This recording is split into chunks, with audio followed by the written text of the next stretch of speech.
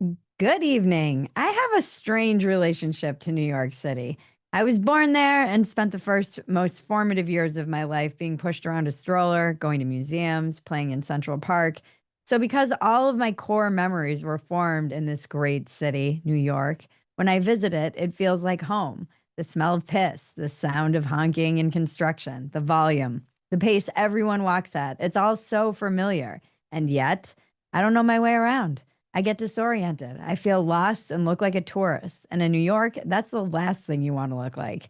I imagine it's what it must feel like to have dementia or Alzheimer's or something. I know this place, but I don't know it at all. Nothing has made me feel more disconnected from my birth city than the recent mayoral election. So, tonight we're going to talk about New York City, what it represents, and why so many people are fixated on Zohran Mamdani with a resident of New York, Inez Stepman. This is Real America with me, Bridget Phetasy.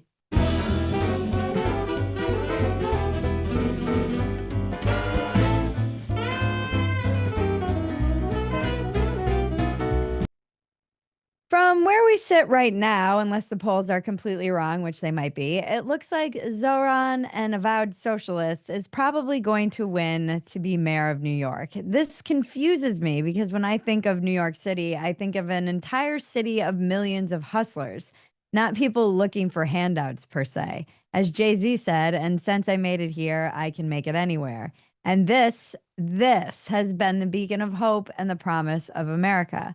The melting pot of millions pulling themselves up by the bootstraps, fighting, striving for a better life.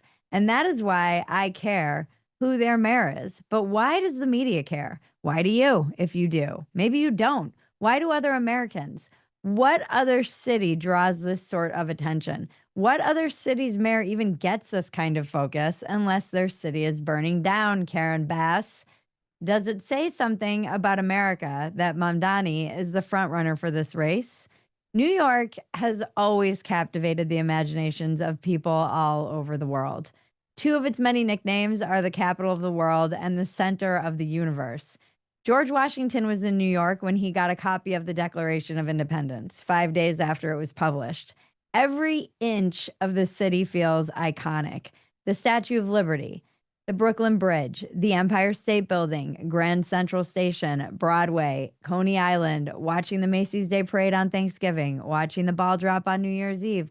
Madison Square Garden is where Marilyn Monroe horny sang to JFK, where John Lennon played his final show, where the Ali Frazier fight went down. The spectacle of New York is so big that it's hard to capture.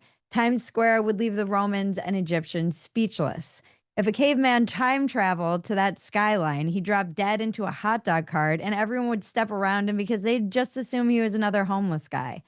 Every one of us, just like so many people all around the world, grew up seeing New York City everywhere on t-shirts, commercials, toys, movies. New York directors have captured it so well. Woody Allen, Martin Scorsese, Spike Lee, Sidney Pollack. It's a hallmark of comedy. Saturday Night Live, The Chappelle Show, Seinfeld, Friends, Sex and the City, Taxi, Will and Grace, I Love Lucy, Brooklyn Nine-Nine, The Jeffersons, 30 Rock, The Daily Show, late night shows. It's on and on. It's a hub for journalism and sports, fashion, art, and food. The music. Oh, the music. Leonard Bernstein, Beastie Boys, Talking Heads, Billy Joel, Neil Diamond, Wu-Tang Clan, The Velvet Underground, Nas. New York gave us hip hop. It gave us punk. It also the UK. I'm not leaving you out. It's a famous city filled with famous people.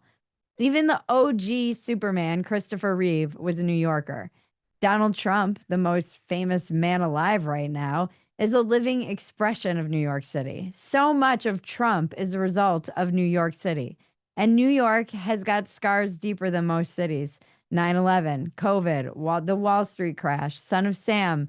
I could list off names and events for days and still only give you the most surface level description of why New York probably is the most important city of our times.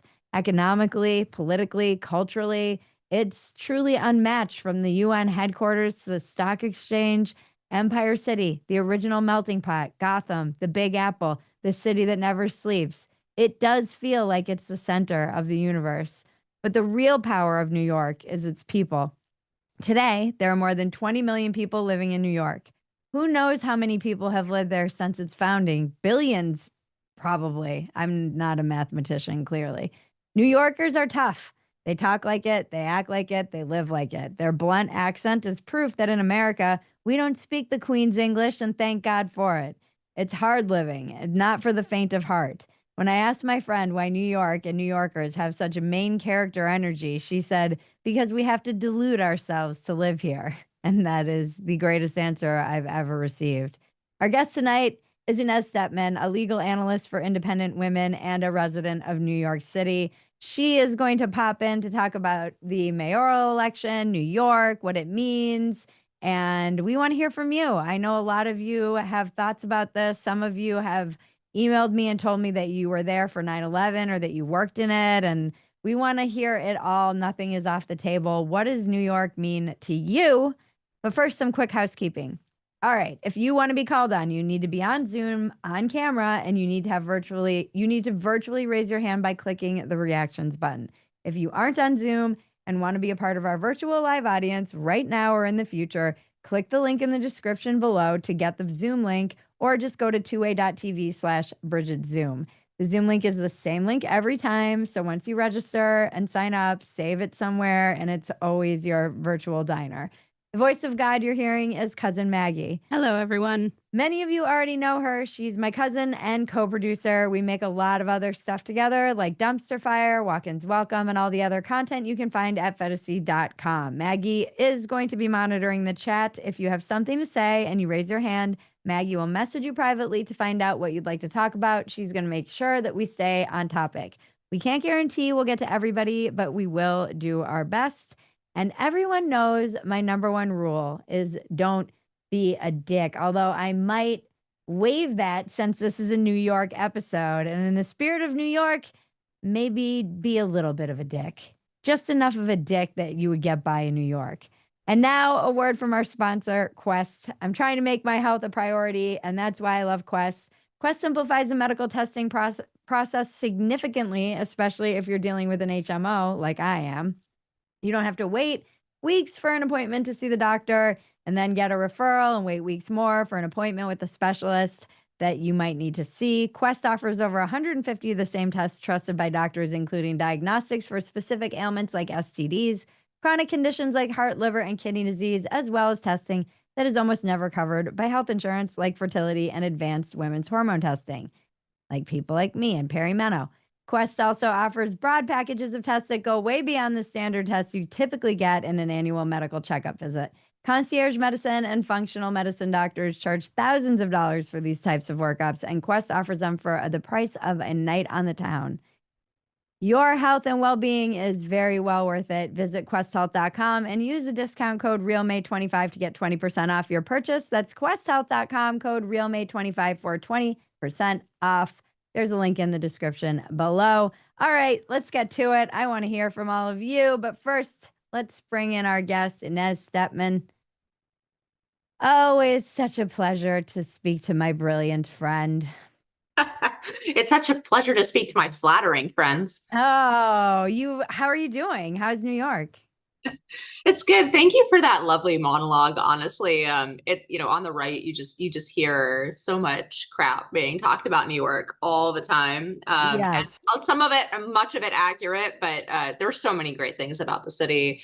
It is, by the way, I think one of the only so-called global cities, and by that I simply mean, cities that people around the world know. I mean, when my family visits Poland, where my parents are from, like people sell Yankees hats in Warsaw, right? Yep.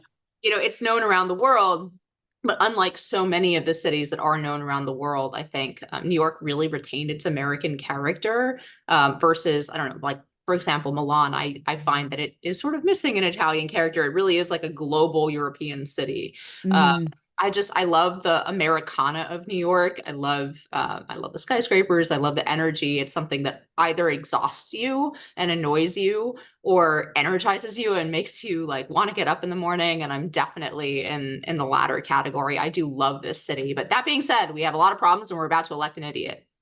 Do you think he's actually going to win?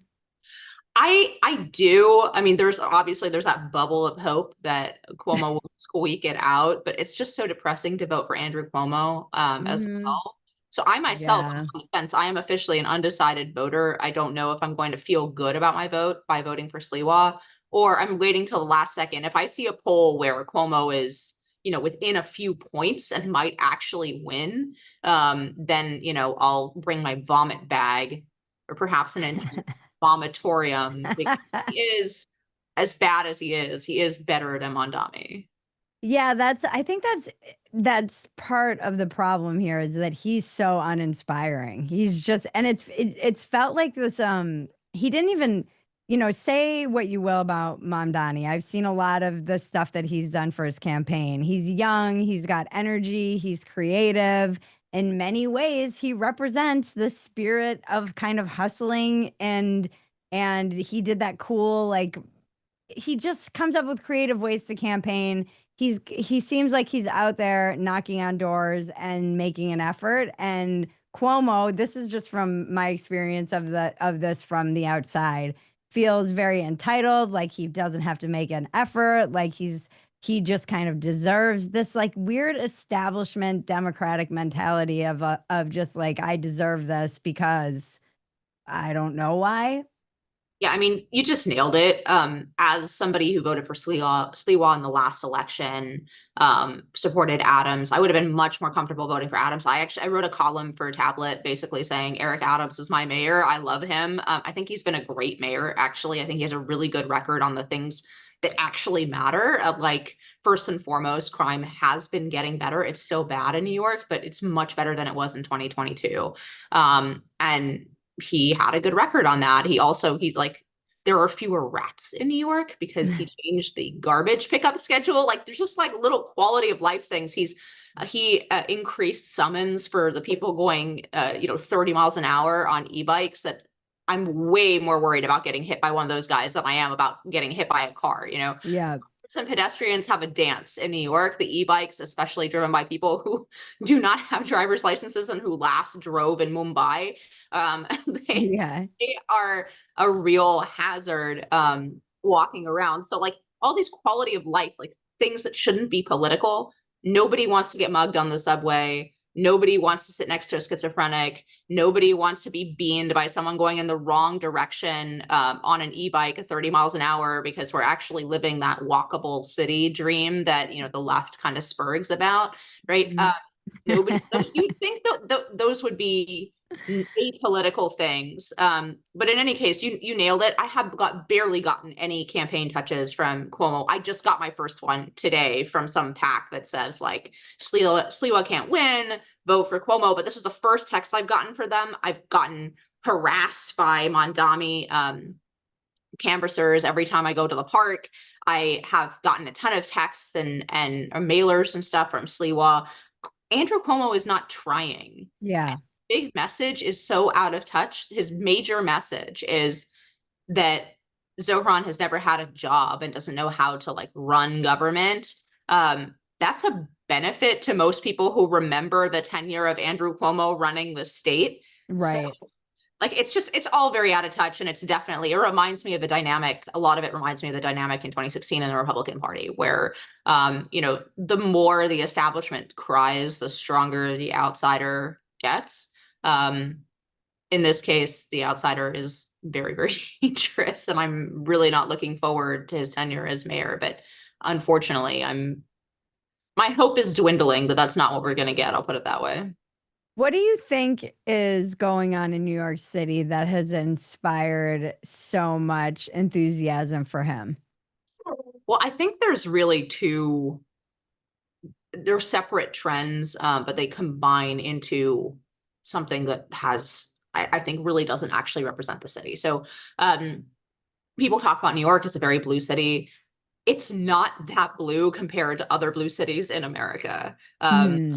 I came from DC and then I grew up on the West Coast. It is not as blue as San Francisco, as LA, as Portland, Seattle, definitely DC, Baltimore, like Boston, probably. I don't know less about their politics, so maybe I won't say, but like, I mean, other than Miami, I have a hard time imagining, or maybe like Houston, I have a hard time, or sorry, I don't know Texas politics very well, but like Dallas, I think is sort of red, right? Purple. It's pretty There are a blue. few, yeah, but New York should not be the avatar for being the far left city in the way that some of these others are. And there's a few things that are still at least sane in New York. One is the NYPD, which is the best police force in the world and is much bigger than the police forces of other cities. I can't imagine in Washington, D.C., there being a parade the way that there was a few years ago when two cops got killed on the job, just shut down Fifth Avenue. Everybody comes out in their dress blues. Just politically, that would never happen in Washington, D.C. or Baltimore or San Francisco because the Yeah. cops, so it's so left wing that the cops don't have even any respect, even when they lose their lives on the job. It would be seen as too political or something for the mayor to head up, that kind of service and respect. That happens in New York. And the other big thing is we have the New York Post, which is not a niche political magazine like National Review or even the Wall Street Journal, but is it's a paper that you pick up in the bodega. It's a paper that ordinary people who are not plugged into politics read, and it means the crime gets covered in a way that it doesn't in other cities. So it's not that I'm denying that obviously it's a democratic city. Obviously it leans blue, but the conception of New York as being the avatar of that kind of far left city, I think is a little bit wrong around the edges. But in terms of why Zohran is popular, I think there's two things going on. One, of course, the less activist base. I called them at some point the master's class. It's sort of downwardly mobile 20s and 30s people who are mad that they're co-graduates from Bowdoin, where Zohran went, or one of those schools that is good, but maybe not Harvard and Yale. Their fellow classmates who studied, went into finance are doing a lot better and can afford a much nicer apartment in New York City than they can. So there's that activist class, and they're really revved up by the fact that Trump is president, right? Yeah. They've lost for the first time in their political memory, and they're really, really activated in a way that they just would not be if we had a different president. I love Trump. I voted for Trump. But I'm just saying that there is like that effect that he has, which really revs up the opposition. Yeah. The second piece of it is immigration. I don't know if you guys have seen the poll going on. Like if native born New Yorkers were voting, Cuomo would be running away with this race, meaning they're still Democrats, but they're not as far left as the base that's voting for Zohran. And there's about 10% of the city that's Muslim, and he really activates that base. So those two combined are a really powerful combination that I'm very familiar with actually from California politics, where the immigrant vote there, it's slightly different, but like the immigrant vote there makes sure that it's a one-party state, i.e. that Democrats will always get elected.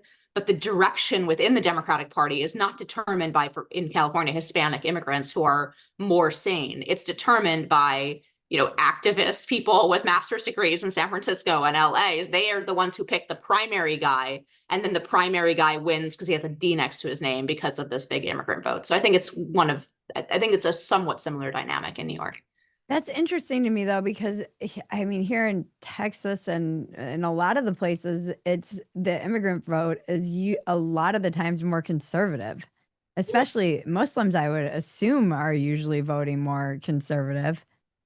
I don't think that's true, even though I see where that would come from intellectually, but practically, I don't think that's true. And then in this particular case, well, we could talk all night about the differences between Hispanics in Texas and Hispanics in California. Right. I think they're both different, actually like different kinds of families and nationalities in both cases, and then a very different political environment. That's contributed to the fact that California went one way and Texas is going the other, including the Hispanic vote in Texas. Yeah.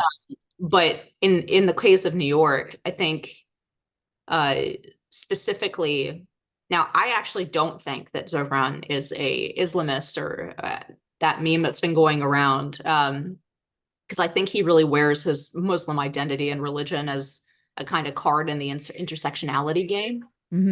He views it, in other words, very much like academic progressives and much less like a serious committed Islamist.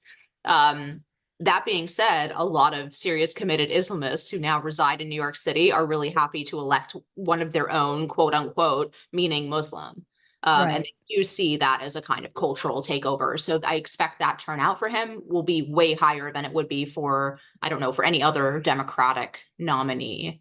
And New York has always had ethnic politics, but this is a particularly kind of finger in the eye ethnic politics, considering, Mamdani took pictures hand in hand with the imam who was the unindicted co-conspirator in the 93 bombings. And it didn't even really come up in the Yeah. campaign, which is just shocking considering where the most major attack happened on 9/11, you would think Yeah. that it might be a small issue in a campaign. The fact that the leading candidate for mayor is just like buddy with the unindicted co-conspirator from 93. Yeah, that's what's been really surprising to me too. If you had told me this in 2001, that I would be kind of shocked that people are just able to overlook it, but perhaps it's because 9/11, and it seems it was such a scar for everybody there, and even like somebody who's sober, I go to meetings there, and almost still every share or people who are talking about it, like that was a pivotal moment in people's recovery and their addiction. It was like when they either spiraled out of control or got their shit together or whatever. It still is so much comes up regularly, I think, in New York. It's not like maybe the younger people don't know. Is it just a generation is forgetting? I don't that was really surprising to me that It, he it had was this. surprising. It was surprising to me too, especially the fact that it wasn't used as a cudgel. Right. Right. And I do think this is about the dynamic between Cuomo and the Democratic establishment and their progressive base more than anything else. I mean, obviously, Sliwa has brought it up, but nobody cares what Sliwa says in New York City. So, especially among the media class. So I watched both of the mayoral debates, and the media like figures who the local media figures who are asking the questions, they didn't think that this was worthwhile. And interestingly, Cuomo did have the opportunity. They had a cross-examination question at the last debate where each person got to choose one of their opponents to ask a question of, which is and I actually like that format, right? It Uh-huh. allows each person to bring up whatever hit point they want to, right? And Cuomo chose, yes, to talk about somebody that Mamdani had taken a picture with, but did not talk about the 93 co-conspirator. Instead, decided to ask him and hit him on taking a picture with some Ugandan politician who apparently in Uganda is in favor of locking up gays and transgenders for being gay, right? Okay. Right. Like that's the angle he decided to take. And he's really clearly decided to go after progressives, which I mean, I just think is a mistake. The even within New York City, the number one issue that people keep bringing up that they're worried about Mamdani on is crime and safety. Right. And the problem is Andrew Cuomo can't run a campaign on crime and safety because he signed the bail reform that is causing, judges to let out people who have 57 priors and stab somebody Right. on the subway. That's not the mayor, actually. That's Albany. And Andrew Cuomo, his name is all over all of that stuff. So he's stuck with this lame talking point about Mamdani being too young and too much of an outsider, which I feel like is just playing right into Mamdani's hands, W- honestly. What's your biggest fear? Because a lot of people are saying that he's just kind of a young De Blasio, he won't be any worse than De Blasio was. I think he's going to be worse than De Blasio because I think he's a true believer. De Blasio was a little bit of a wheeler and dealer. I like my politicians corrupt when they don't agree with me. I like non-corrupt Republicans and corrupt Democrats because I think it's better to have somebody who's very like pragmatic in the city and making deals with people in the back rooms oftentimes. Then it like that kind of machine democratic politics is often saner than the true believer Right. progressives. Um, but I think he's going to be worse, and I think the issue on which he's going to be the worst is, and immediately so, is public safety. The And day he's elected, a bunch of cops are going to resign. They're not going to be replaced. Nobody wants to be the cop who had to shoot a black perp who was running at them with a knife under the Mamdani administration. They're going to get out. They're on the edge of resigning anyway. The force is already understaffed. So a bunch of people are going to resign right away. And Mamdani can do some things right away, just, with the stroke of a pen. He can pull the cops out of the subways, for example, where Eric Adams has had them show up in as much force as possible, with a force that is like half of them are working overtime every single week, right? So I'm really worried about the immediate effect on public safety. And I think there will be one, because New York has not, it was really bad. It was going on a really bad trajectory. It pulled up a little bit in 2022 because of some of the changes in policy from the mayor, who has to fight Albany and has to fight, absolutely crazy city council. So can't do everything that he wants to do, but at least having the mayor who wanted to put the cops in the subways and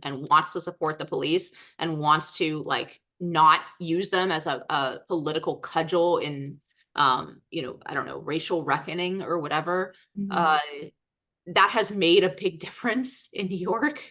And I really feel I'm afraid of that domino being pulled out, because I think it'll go directly back downhill. It's so easy to go downhill, and it's so difficult to build up public safety in a city of, whatever it is, 8.5, 9 million people.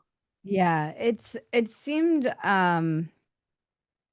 like it was getting pretty bad, and then it seemed like it's getting better. Like you said, just the appearance and feel of it and the times that I've been there. And now, if I keep hearing a lot of people saying they're going to leave, but are they going to leave? Is real estate going to take a dive? Is it a lot of just fear mongering? What do you think? Why do you think people are kind of so, aside from just like the good old culture war, you have AOC and Bernie, campaigning with him. Why do you think people are so uh, obsessed with this from the national perspective? Because I know a lot of people are like, I don't care. I don't have to live there. They get what they deserve. But it does seem like there's a big fascination. I think it's because it's so clearly the direction that a large part of the progressive base wants the Democratic Party to go post-election of Donald Trump. I think, fortunately, he can't run for president, right? He was born outside. Otherwise, I think he would be a very serious presidential candidate if he wins, right? Because I think it really does represent the direction of the Democratic Party. And in that sense, there is national interest in this race, even though everyone understands that the electorate in America doesn't look like the electorate in New York. I think there's a part of the base of the Democratic Party that desperately wants their representatives to quote unquote do something. I think that's why we're still in a government shutdown. They're not really clear on what they want that something to be, but they are just furious because I really think they think of themselves as what is it? Obama called it the coalition of the ascendant, the right side of history. They're shocked that there's a change in the directionality of politics. They're shocked by the vibe shift. They've never been on the other side of it. And by never, I mean going back 60 years. I'm not saying the right has won no specific political battles and they've won elections, but that trajectory of the culture and the institutions has gone one way. It's been a one-way ratchet for 60, 75 years. Yeah. And so I think they are furious. They never thought that this could ever happen. And so I do think Mamdani is representative of the direction that they want to go. So in that sense, I do think it's nationally relevant. The other thing about people leaving, look, everybody always says they're going to leave New York. Or America. Sometimes they do, but it usually fewer people than say they will. There isn't really anything like New York in America. And if you like that aspect, like we were talking about in the beginning of this, there's not really a lot of places for you to go if you value a bunch of the things that New York has. That being said, I could see quite, especially if New Jersey goes politically in a different direction, like there's basically a tide race there for governor. Right now, I could see a lot of people moving across the river. It's very much like DC, where you don't have to live in the jurisdiction of New York City. You can live just outside of it or just across the river in Jersey. Those places have been, really what's keeping people out of those places is that they think it's not cool. But if a, critical mass of people move over, I could see, Jersey really benefiting from that. The other thing is it's changing the state level politics. The rest of the state is so terrified of Mamdani that the Republican candidate or presumptive Republican candidate, Elise Stefanik, for governor, actually is right now is polling tide. Wow. Again, it's not as deep. Believe me, I know deep blue. I came from California. Okay, like Yeah. I know deep blue, but it's not nearly as deep blue as that. It's both New Jersey and New York governor's races are going to be squeakers. Yeah. So Interesting. It does seem like so many young people are into it too. And I do wonder about just the cool factor. He's just cool and they're young, and I don't know. There does seem to be a lot of resentment in Gen Z just in general. You know, not being able to get the jobs because they're being replaced by AI. They haven't had a I mean, they've had a couple of bad breaks. So they had COVID. Do you feel that there? Or again, is this something that just I is a perception I have of the whole generation in at large? I think a few things. One, I just acknowledge that people think that this guy is cool, but I just can't see it. He's so transparently smarmy to me that I just I accept that this is I'll accept it as a fact of politics, but I just don't concede it because he seems so dorky and smarmy to me. And also, I disagree with the framing about Gen Z. I think he is quintessentially millennial, and I think a lot of the enthusiasm for him comes from millennials. In other words, I guess we're still technically young, a little younger, but I don't think the enthusiasm is coming from 23-year-olds. I think the enthusiasm is coming from 33-year-olds who are Mm, not in the place in life that they think they deserve. right, I some places, some magazines have framed it as the like the haves against the have mores. right. I have seen some breakdowns where if you once you get over 400K a year in New York, it flips back to Cuomo, but that Mm. Zohran is dominating that like New York City version of middle class, right? We're from, Yeah, 75 or 100 to 400. Um, right. and so it's that class that is, and again, I think there's a very specific type of person, which is by no means the only kind of Zohran voter, but it is over and over again the type of people I see canvassing for him, the type of people making videos for him, the type of people like just that you see as the most enthusiastic voters. And they are overeducated. They're people who chose careers in activism or philanthropic quote unquote endeavors, and they're making good money. And I know because I worked for a conservative think tank, right? So I get it. Like I can't afford the things that my friends who went to big law can do. Right. I just accept this as part of the trade-off of having a job that I love, doing something that I believe. Like, but the entire ethos of those leftists, especially those kinds of leftists, is against the idea of trade-offs. Yeah. Right? It's I am the creme de la creme. Plus, I have the right ideas, and I'm a more moral person than everybody else, especially people who went into finance or something like that, right? Mm. And yet, my apartment is some like walk up in Bushwick, and the guys I graduated with who wear those zip up vests, and they live in Murray Hill, and they have like 2 bedrooms with great light, and they have the whole shebang, or maybe they live in the West Village in a nice apartment, right? I really think it's class envy, but it's class envy of a very particular, overeducated, entitled type. And Yeah.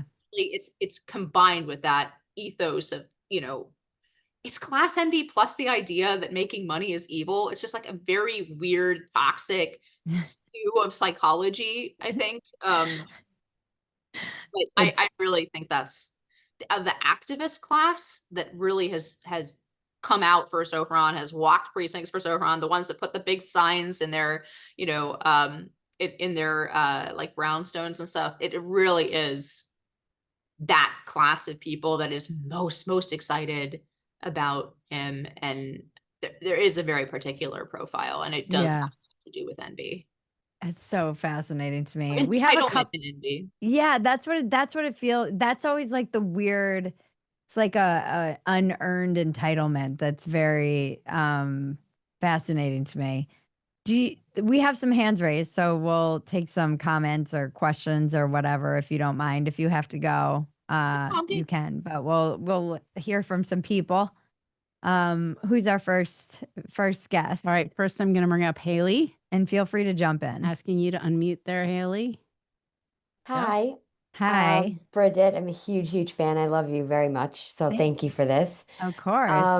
So I am New York City voter. I live in Queens, near like Rockaway Beach area, which is very conservative compared to like the rest of New York City. I'm also, full disclosure, I've kind of lived like a bunch of different places. I've been born and raised New Yorker, but I recently moved back this year. I also lived like half my life in Israel. So I'm probably the one community that's not so gung-ho about Zohran. This is probably like, speaking for a lot of my fellow Jews, I would say, here in New York. But I agree with so much of what you both have said. But like I do want to just push back on like the I don't necessarily think Zohran is an Islamist. I don't think he, would get to this point if there was like serious, positions that he's taken about like 9/11 and things like that and be able to be mayor. I do think, however, that his anti I'm going to say for myself anti-Semitism because I truly believe, and especially the last few days with more clips of his past statements coming out, that he truly, I don't know if you would say that he doesn't like the Jews, but I think like he prefer we weren't there. Like he prefer we didn't have to deal with the issues that he's dealing with. Um, I don't care so much about his positions on Israel because he can't really do much. He's just the mayor of New York. I have a very strong worry because like you both have said that his biggest weakness, I think, is crime and all of that aspect, crime and policing and things like that. He's going to turbocharge those protests. I already know. Not just the protests, all of the 100% attacks, like yes. the anti-Semitic attacks. That's where I think our community is really worried. Like, just the people are going to, I would say the protests less, like, because everybody's protests for everything these days, just like it's the biggest fad in the world. But I would say like the attacking Jews in the streets, like the anti-Semitic slurs you hear just walking, across Manhattan these days. There was an attack like yesterday on an Israeli tourist, something like that. Clear, for people outside of New York City, these are not like polite protests where people are walking down the street. They shut down Grand Central like a month ago. They're banging on the walls. There've been attacks against, Jewish restaurants. Like and obviously there's an ongoing problem especially in Hasidic Brooklyn with but I think these are like kind of separate issues, like frankly, mostly Black criminals hitting Jews on the back of the head. True. Like, on the street. So there is a very real issue. And I think that I agree with you completely that like that's what I think people are like always talking about his anti-Israel stance. It's like, okay, fine, half the country thinks this way about Israel these days, but the issue is he's going to be in charge of taking care of all the citizens of New York. And now, as we've seen in places like London with their two-tier policing, I mean, that's the big worry, is that now it's all just going to come to New York City. This is what's going to happen in the streets now. Like we're going to now look at criminals differently because, it's such a big worry. It's something that I worry about every day living here. And I know that a lot of people in my community do too. Isn't it true though that like 40% of Jews are voting for him? That's the latest poll. And that's a different problem in and of itself. That is, I got something to add about that. There's been a few polls and it has not matched my experience. So I've just been sort of shocked. So there have been a bunch of polls that have shown basically that the Jewish vote in New York, which by the way is about equal to the Muslim vote now in New York. We think of New York as like the most heavily Jewish city. You mentioned Woody Allen, right? In the run-up, but he's more quintessentially Jewish in New York. Perhaps to our detriment here. But I've seen a bunch of those polls that show something like 40% and show basically a plurality of voters, which the Jewish voters of New York are Democrats. They're heavily Democrats, but it's basically shown that it's not moving. They're voting like other Democrats, that it's not really moving the needle in terms of the like his rhetoric. And what I think, intifada. And I don't believe, first of all, I just don't believe that. I just, from observation, I don't believe that. And it's not that there aren't plenty of Jews who were coming out for Zohran. for But sure. And I I also just think that if Yeah. October 7th never happened, for example, I think that number would be so much higher. And I honestly don't sense a think, shift. And Yeah. there was a poll that came out from Patriot Polling, which I have no idea. They have no history of polling, especially in New York. But they're the ones who actually asked the question about native born or not, for example. Right. That I cited earlier. They also had a really interesting crosstab of religions, and they showed that Cuomo was like substantially ahead in the Jewish vote. It was something like 60 to 30, and then the number of Republican Jews in New York is minuscule, obviously. But it showed like a very strong majority for Cuomo, and that matches more with my observation, which is that there's about a third of Jews in New York that are like just can't wait to go out for Zohran, and then that the majority of Jews are at least hesitant. And so we'll see what the actual numbers look on election day. I think it's going to be less. I honestly do. Yeah. Like I have something in me is just, I can't, 40% of Jews in New York, I just can't believe are going to vote for him.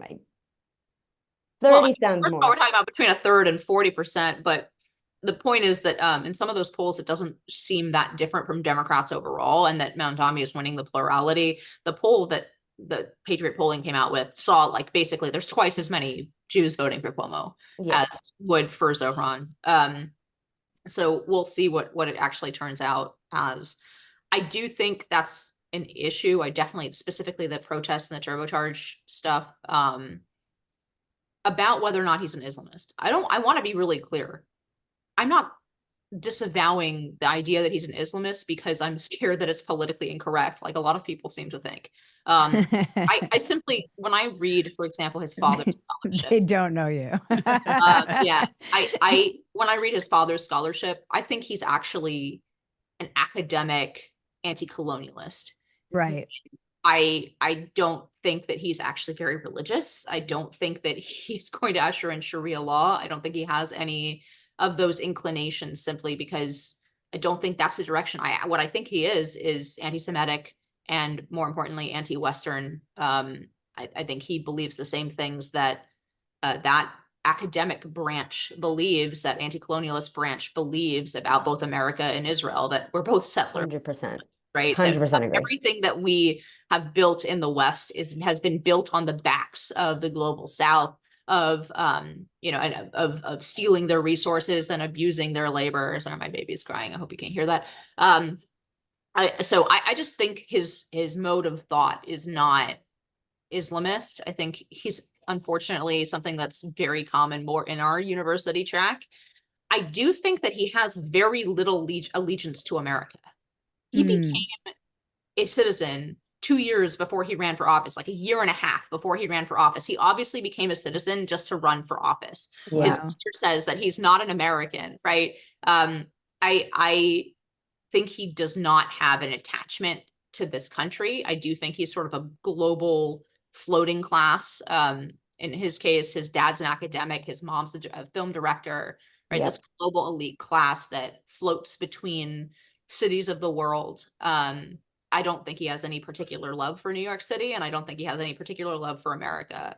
And it is very disappointing that people would consider electing someone who has so little actual ties to the country that he's trying to hold office in. And it's not to say that I think that immigrants, for example, can't be wonderful politicians in America, but immigrants who love this country and have like dedicated decades of their lives to assimilating and becoming part of this country. He hasn't. He's lived, he says he's lived in Queens or whatever, yeah, on and off, like among many great cities of the world, and never bothered to get citizenship even because it wasn't necessary for his globetrotting life. He didn't need citizenship in America. But Such a good point. I didn't know it was so only he went ahead 2 and did it. years before he They see it started as running. creative. And You that's can, like obvious to everybody. Like that's yeah. I great didn't. point. Where did he come from? Is he like DSA? Is that who? Where? How do they just like? I don't understand the mechanisms that get the people like him to just all of a sudden pop up out of nowhere and have all this momentum and have a splashy graphics and like a pretty. It seems like a pretty well organized campaign. Is this just the activist class in motion here? I've never obviously volunteered on any campaign. Makes you less quirky than me. No, there was an interesting piece that came out on Fox News about the funding from his campaign and the structures behind it, which I recommend reading. But in terms of the structure of the DSA, I actually like the way that voting works in New York, other than the ranked choice voting, which I don't like. But you can you can be essentially, if you're a third party, you can claim the candidate of the major party as your own. And then when people vote, you have multiple choices. So when you vote, when we voted last time for Sliwa, you could vote for him as a Republican, or you can vote for him as a member of the Conservative Party, which is more to the right of the Republican Party in New York, right? And it's a good way to allow third parties to flourish without being a spoiler. Right. Where people can, because what the difference between voting in those two ways is that one way you're recorded as a Conservative Party voter. And so when they make a certain threshold, then they're like, they get all these benefits of being a legitimate party and they get automatic ballot access, et cetera, right? So I think it's a good way of allowing some third parties to flourish and inject their ideas. That being said, of course, the shoe goes on the other foot. The DSA is probably the most powerful of those third parties. And I'm sure that they're claiming Zohran as their candidate. Mm-hmm. Some years they might not. If the Democratic Party goes with somebody who is sane, they probably don't want to claim him, right? But Right. they have that option, and it allows third parties to act without. So that's the Oh, okay. relationship between the third parties and like DSA. But he was heavily involved in the DSA. That's where a lot of this the speeches and the stuff that he said is coming out from these DSA conferences, and they elected AOC too. So there are people who are frustrated with the Democratic Party from the left. And again, I see a lot of the same dynamics as the Republican Party in 2015 and 2016. I read something that people are afraid that he'll be a great mayor. Like conservatives are worried that he'll be great.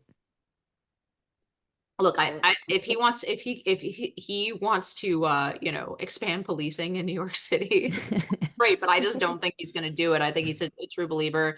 I think a lot of the dancing away from his past positions he's done as a purely political matter, and that was the entire last debate. He was jello to the wall. He would not say anything other than the word affordability. Yeah. But he is, to this point, he is the only politician I have heard at any point recently talking about the cost of living, which hasn't really improved under even the Trump administration, from what I can tell, just from people anecdotally. Again, I don't know what the numbers look like, but it does seem like the cost of living is still running away from people.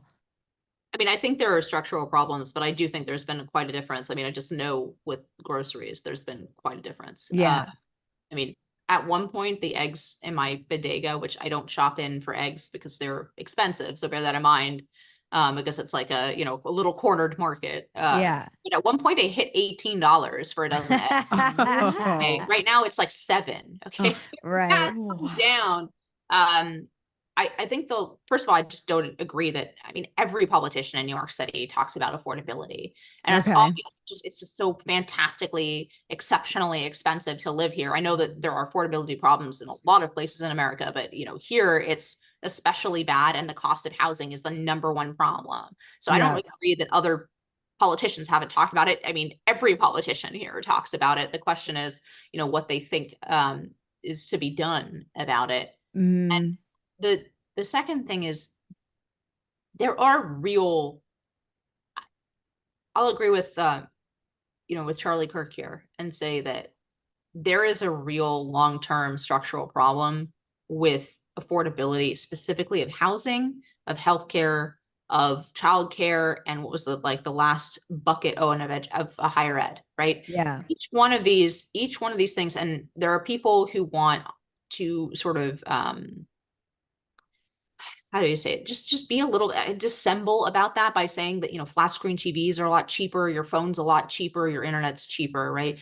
You have a bunch of gadgets that will be cheaper, and that's all true. Consumer products have gotten cheaper over time, but the staples of middle class life got massively more expensive. Oh, yeah.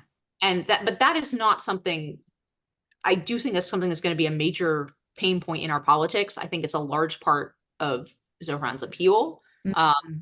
Specifically in New York, but I think that is a national thing. And I Yeah. think we need to come up with, I will note that none of those sectors, by the way, are what we would call free market, however, right? Every Yeah. single one of those sectors is heavily regulated and heavily subsidized.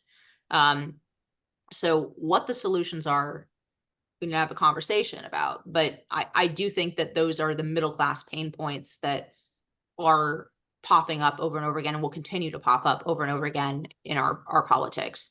That being said, I want to push back against the idea that Zohran ran this totally economic campaign. Yes, for the last 4 weeks, he's been saying affordability and nothing else, because everything else that he's said has been so unpopular in a certain way, even in blue New York, that the most popular piece of his platform, yes, like all politicians, he wants to repeat the most popular part of his platform over and over again. But the idea that he's a post-woke leftist candidate, which I've seen for both the left and the right, just doesn't survive contact with actually being here and hearing his advertising. I mean, one of the things he ran on in the primary was sending $65 million of taxpayer money to gender change surgery. Yeah. Okay. He's not been shying away from cultural issues. He puts identity politics front and center. He said he's going to tax the white neighborhoods more because they deserve to be taxed more. Okay. Like, he is not an anti-DEI, anti-woke candidate. He agrees with all of that stuff. All right. It's the same reason that he was so super into defund the police, which last time I checked is not really an economic position. You don't want to defund the police because you want to save the dollars, right? You Yeah. want to defund the police because you don't believe in the concept of policing, or that people who commit crimes should go to the jail. You think that everybody who commits crimes is just acting out their bad childhood. Okay. Right. So I want to push back a little bit against the idea that, yes, this is the most popular part of his platform. It's popular for good reason. I do think the right has to take seriously these questions, or we are just going to continue to lose. If the average 30-year-old thinks he will never buy a house in America, then populist leftist economics are going to be popular. Yeah. Yeah.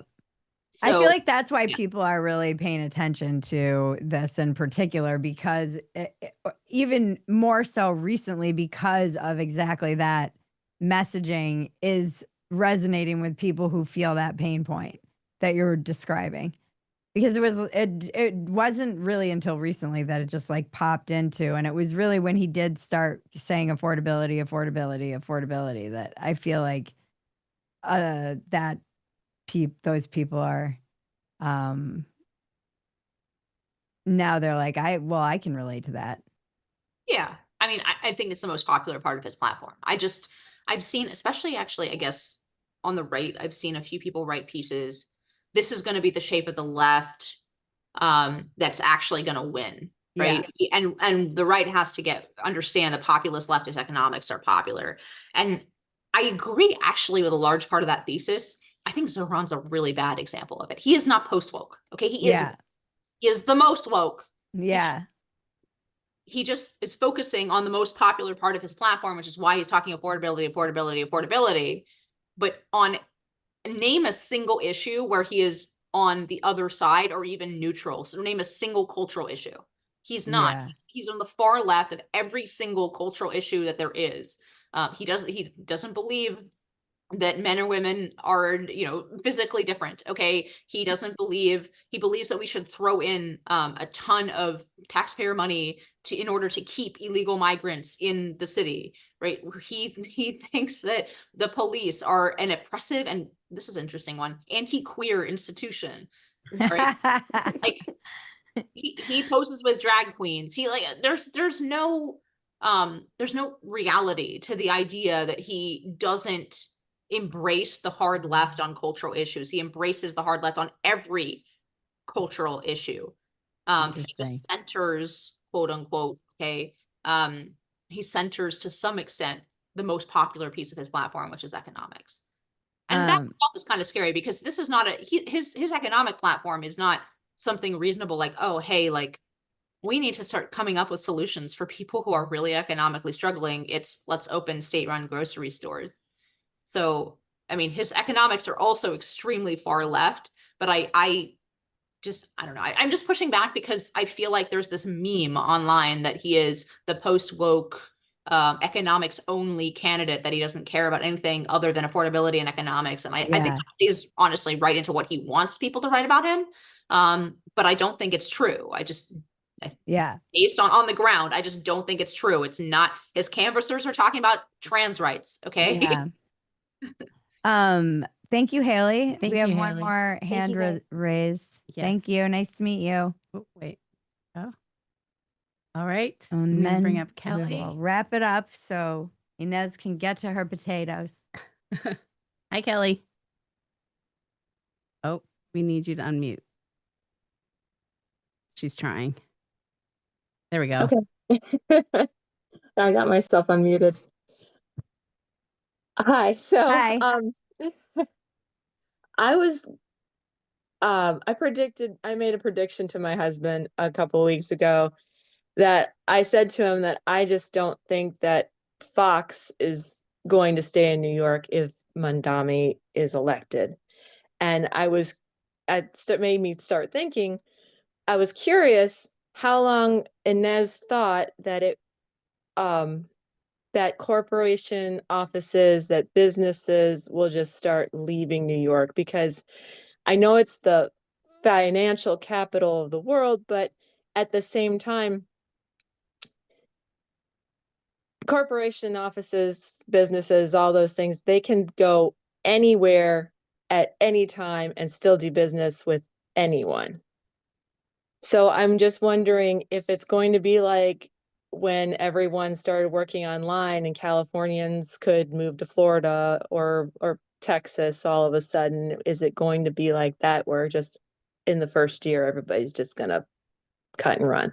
I don't think they'll leave. I mean, I can't imagine. It's still like the center of media, but I would love to know what Inez thinks. Look, I don't know. Even Newsmax has their headquarters here in New York. Yeah. The two centers of media are in DC and New York, and DC is no better in terms of policy. And so I kind of doubt that media will cut and run.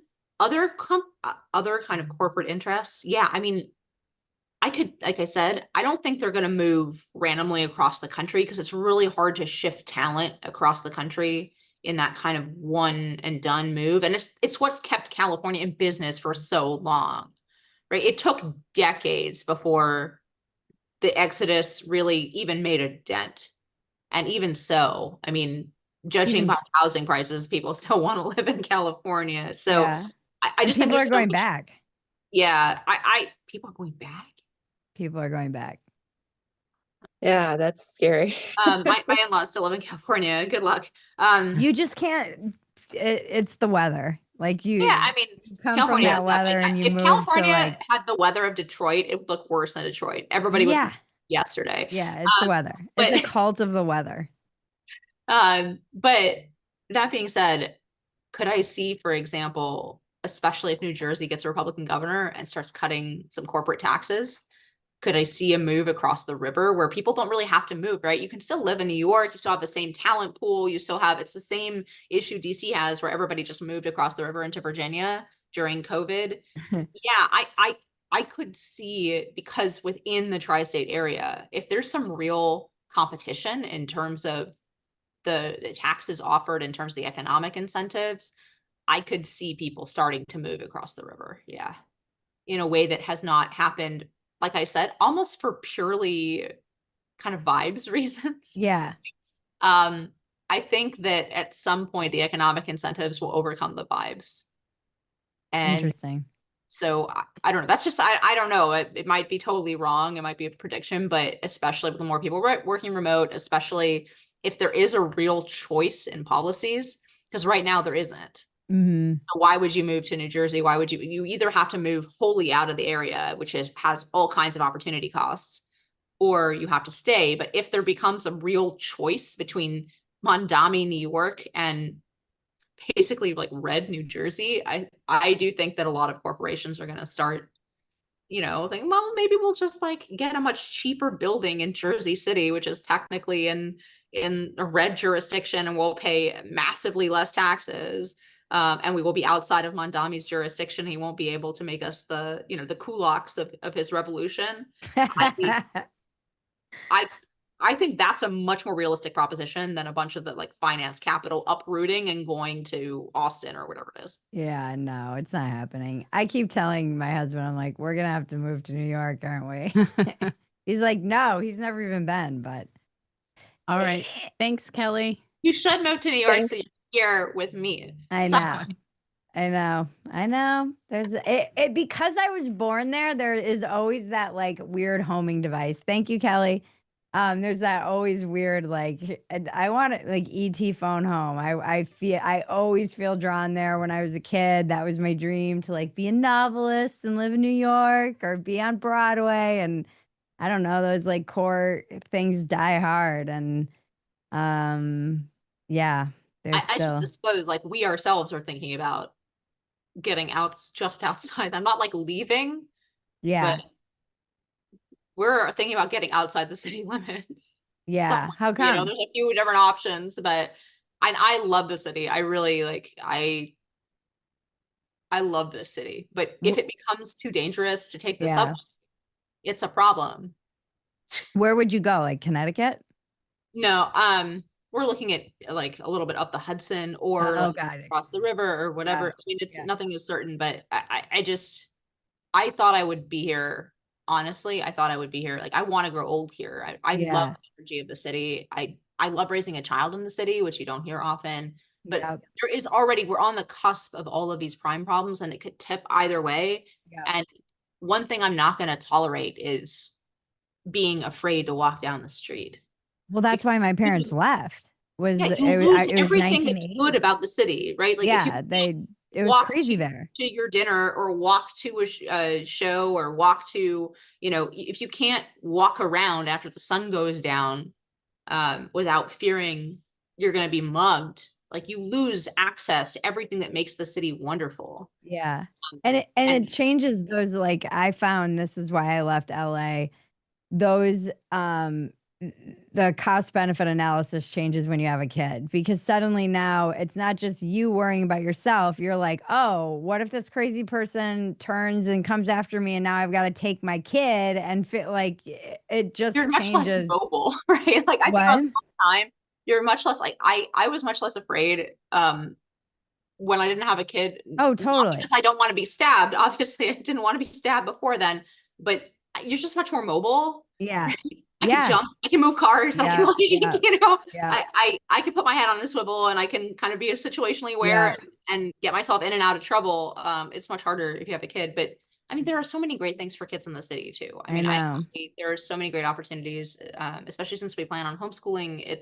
Like, the social stuff is great. All of the classes that are available, the neighborhood stuff that's available, the The parks, museums. like museums, and there's so Yep. much here. I love this city. I don't want to see it go to shit. I am about as far right as it comes, and I get frustrated with the anti-urbanism of the right. New York City is a flagship city of the United States. Yeah. People look at New York and they think that's America. Now, I know how much that offends people on the right. I get it, because actually the real heart of America is not in New York, right? Right. But it represents us to the world.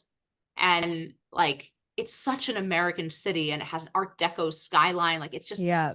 finance. It has a beating heart. Like, we should not be proud of retreating from New Yeah. York City. Like, I understand. I told you, I'm thinking about it myself. I understand that we may have to at some point, and I'm not judging people for leaving. I'm just, I hate that like rhetoric, like just, just get out, just retreat. I Okay. know. Retreat from all the best real estate in America, like retreat from the beautiful coastline of California, and retreat from the beating heart of American finance with the Art Deco skyline. Like Yeah. retreat from all of these places that people think of as emblematic of America. That's not a victory, my friends. That is called losing, and it sucks. That's also, I've been reading Selena Zito's Butler book, and she is really just so brilliant in talking about having a sense of place. And New Yorkers have that sense of There are place. somewheres here in her language, right? There are somewheres. It's not just the nowheres. There are a lot of nowheres. Mondami's a nowhere, but there are still a lot of somewheres in New York. Yeah. Yeah. Well, this has been, I know, I love that city so much. I went there, so I was driving it. My husband's never been. I can't wait to take him, but he's such a born and raised Los Angeles, but also like concerned. He's just like, I would hate that shithole. He's also not an extrovert. And I get like powered up from New York City. I get so much energy from the city, from all the people. And I can see My being husband an and I introvert. are the same way. He's like, he needs his books and his like Yes, quiet. quiet. his, And I'm like, you know, I get so much more done here. I'm so much happier and energized here. yeah, I like that. I like fighting my way through throngs of people. yeah. It's And not for and he everyone. It hates is it. truly not for everyone. I'm not trying to like say that everybody, must like this or something. I perfectly understand why people like quiet in the suburbs, and especially like beautiful rural places. And I understand why people prefer that life. But And they like guns. if you like the high tempo life, there is Yeah. nowhere like New York. Yeah, I went and I was driving in and I was like all dirty and just New York. And I was like, oh, yeah, I don't know why anyone would live here. And literally like 3 hours later, I was like, I want to move here. It's like dancing in Brooklyn. I'm like, I love this city so much. So, yeah, it took all of like 3 hours for me to tap back into my roots there and my love of that city. And I'm with you. I don't think this is one of the things that I always wish that conservatives, now that they're kind of cool, would understand. Cool for a minute. I think it might be a one-hit wonder. Would understand is just I was at this big event and it was all, culture war stuff and people were debating. And then that night I went back to my hotel in Brooklyn and they had a pop-up DJ and everybody was just getting down and it was super fun and all, just completely diverse and amazing vibes and people were smiling. And I'm like, this, like we need this too. We need the arts. We need the dancing and the culture. And it can't all just be like culture warring all the time. And sometimes I feel like that is really something that the right lacks, is like the fun, cool part of culture, the art and I do think it's changing somewhat, it especially is. because the youth vote is changing. So I think a lot Yeah. of dynamism, I always have trouble with that word, comes from just simply being young. Yeah. And at least hopefully age brings wisdom, but youth brings coolness, right? There you can't duplicate that. I'm like pushing 40, have a kid, like Yeah. you can't truly be cool. No. Um, I was never cool. yeah, I mean, it's not like I was losing out on anything to begin with, but Well, thank you. I do think there's a burgeoning right-wing art scene here. There's a lot. Like Interesting.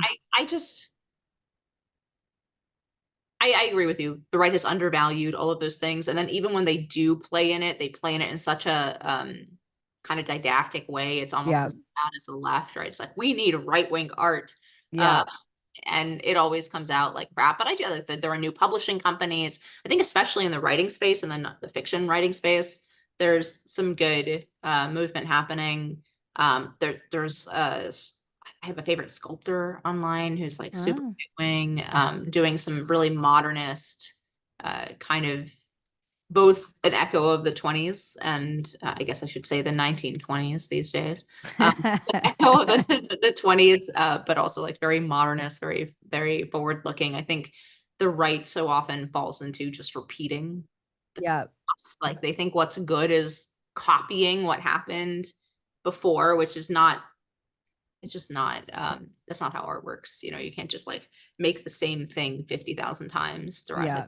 the imagine. Anyway, Thank you. now, so, and I do have to see to my potatoes. Okay. Where can we find you? You can find me on Twitter, X. I still hang on to calling it Twitter. You can find me at Inez Stepman. You can type in Inez Stepman, or you can, my actual handle is Inez Felcher. You can't change your @ handle without know. a consternation. So that's my pre-married name. All right. Well, thank you so much for coming on. Thank you for your time. And hopefully I'll be in New York soon. Yeah, let me know. Let me know. We'll toast to the end of New York. It's not the end. That's the one thing I do know about New York is that it's resilient. Maybe. It's like a cockroach or a bed bug makes up that city. So You true. must tap into that energy. All right. Have a good night. Enjoy the potatoes. All right. Thank you all for being here. And thank you to my guest, Inez Stepman. Thank you to those of you who showed up and asked questions. I love these conversations so much. So thank you to 2A and their amazing team. Thank you to Quest for sponsoring this show, and visit questhealth.com. Use the discount code RealMade25 and get 20% off your purchase. That's questhealth.com, code RealMade25 for 20% off. Thank you, Maggie. Thank you, Bridget. Join us next Wednesday, November 5th. If all goes as planned, we will have the great Lenore Skenazy on to talk about free-range parenting. So that will be a good one at 7 p.m. Eastern. If you're with us on the Zoom, it's the same link every time. Thank you guys for getting real with me. I'm Bridget Phetasy. Don't forget to tip your server.